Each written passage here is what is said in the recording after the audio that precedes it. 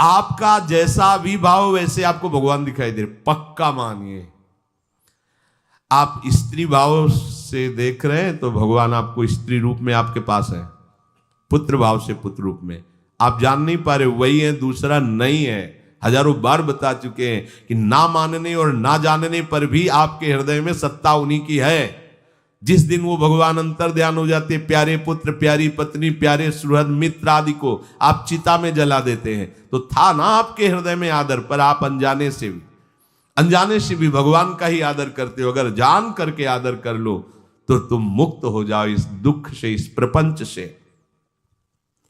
श्री भगवान कहते हैं कि मेरे अज अविनाशी स्वरूप को ये मूढ़ लोग नहीं जानते हैं, केवल वही जान सकता है जो मेरा आश्रय लेकर के मेरे को पुकारता रहता। भजन का मतलब तब पुकारना, भगवत चिंतन करना।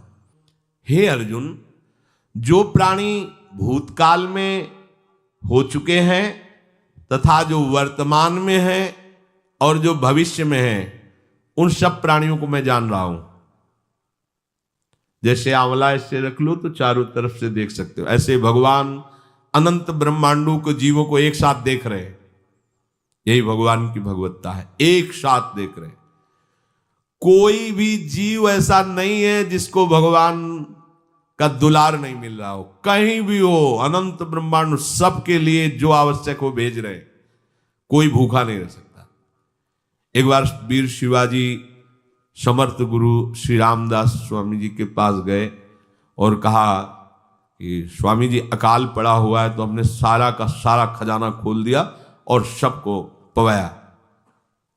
तो गुरु बड़े कृपा सिंधु थे, उन्होंने देखा कि इनके हृदय में एक गर्व का अंकुरण हो रहा है कि मैं भरण पोषण किया सबका अकाल में। तो उन्होंने कहा कि शिवू, यह हथौड़ा उठाओ, आओ चलो हमारे साथ।